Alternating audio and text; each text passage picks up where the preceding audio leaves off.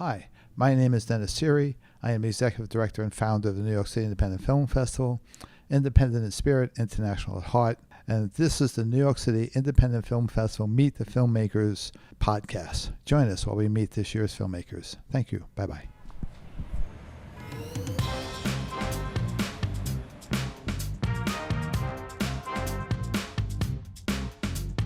Yes, hi. Today we're here with Olivia. Please introduce yourself and tell us a little bit about you. Hi, I'm Olivia Kuan. I'm the director of The Hurricanes, which is a documentary film about women's tackle football. And the elevator pitch is that my mom played tackle football in the 1970s, and I later on in life decided to make a movie about it. That's awesome. So it must be a tough lady. Don't mess with her, huh? Yes, growing up with her, I never, she was just mom, so just a normal, the standard woman in my perspective, but coming later on in life, I realized just exactly how much of a badass she was. Well, that's cool. That's great. All right. So, um, what made you want to be a filmmaker? Like, what was this decision? How did that work?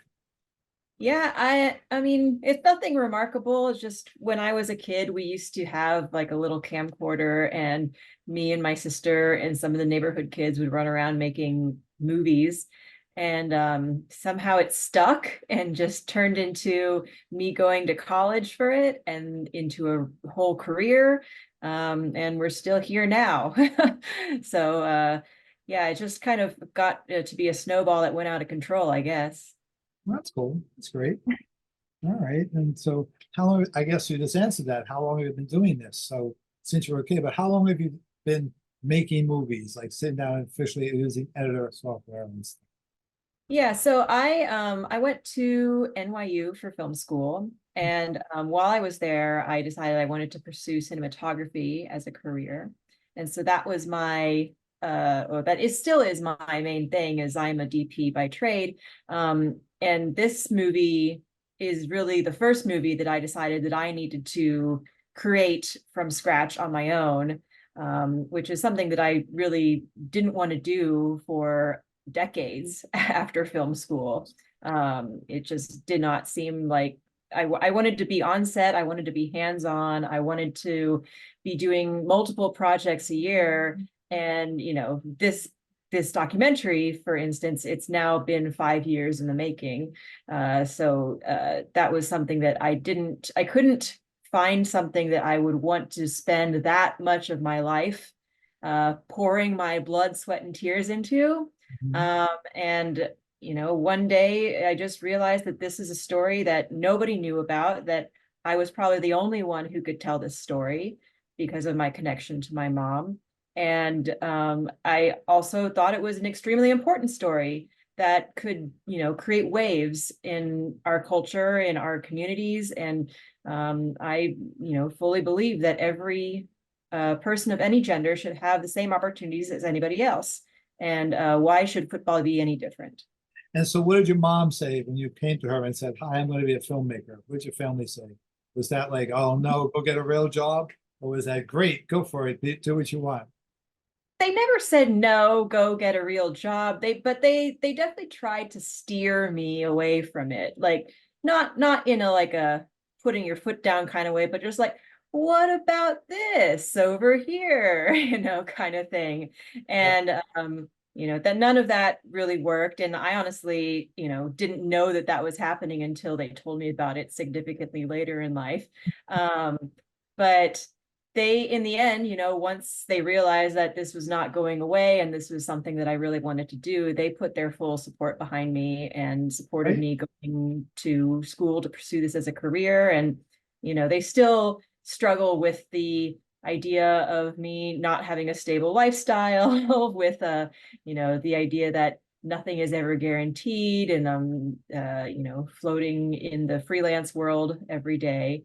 But there's things that I like about that they don't understand either. So it's not like a full-blown acceptance, but it is also, they're very supportive of whatever it is that I want to do, and they believe that I should do whatever makes me feel like the best version of myself. Okay, that's good. Glad for you. That's great.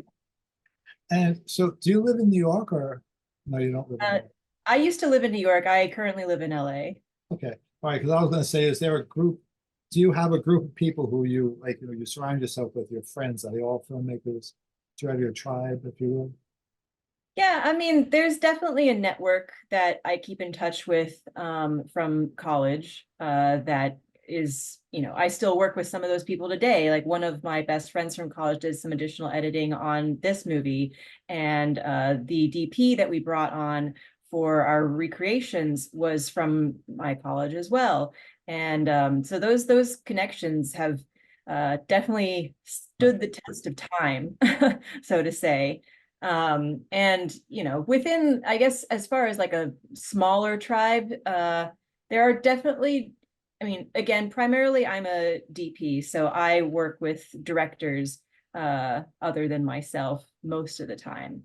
And those are, I would say, my tribe, the people who I want to work with over and over and over again, and who want to work with me over and over and over again. And we really, just have a understanding of how we work and a collaborative niche that works for both of us, or multiples of us in certain situations. And yeah, those people are my tribe.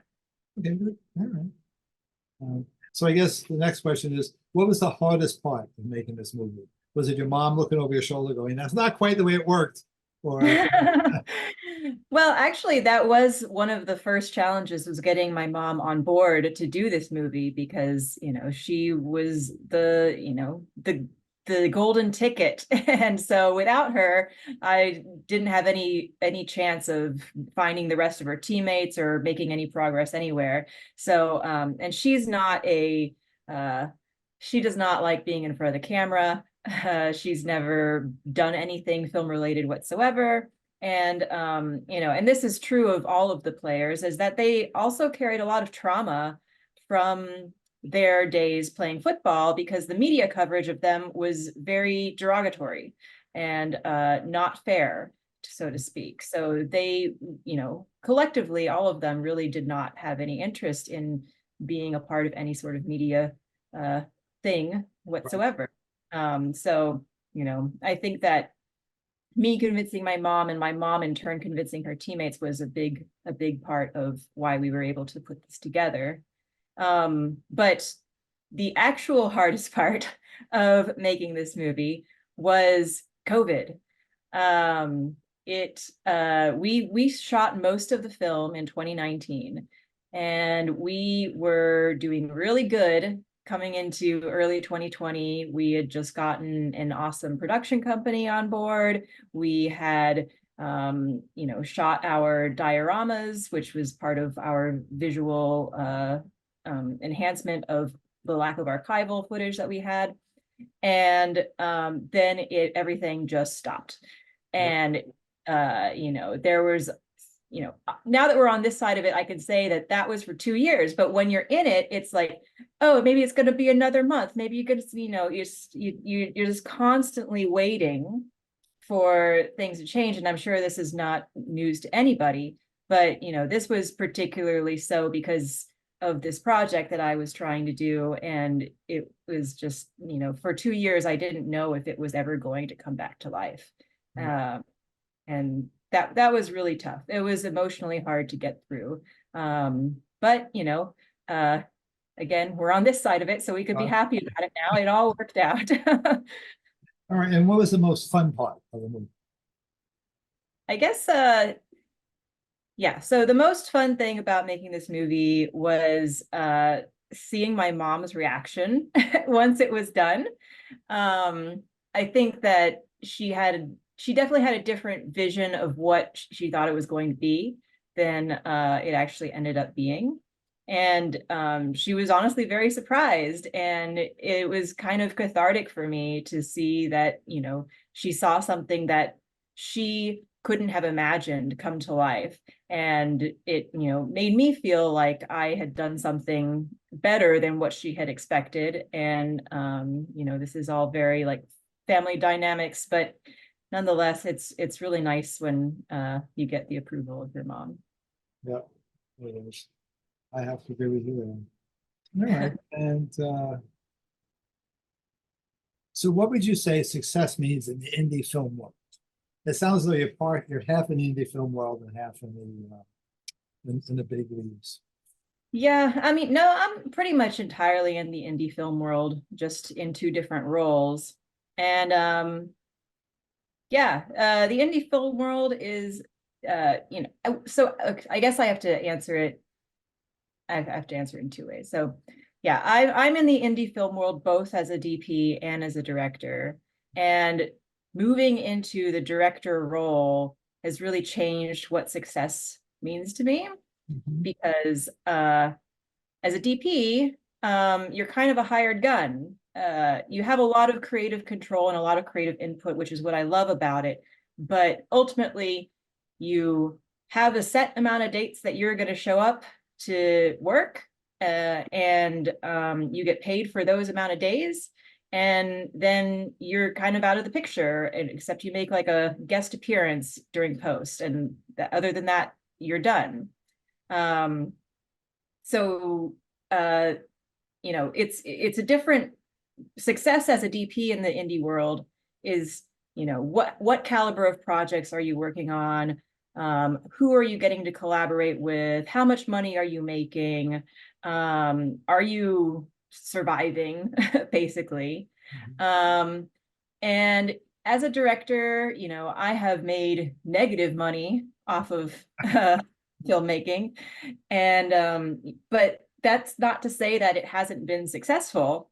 It really has made me reassess what success means. And success to me now with this film means reaching an audience and connecting with people and opening their hearts to something that they didn't necessarily think about before, which we have definitely done. We have managed to reach a lot of people across the country.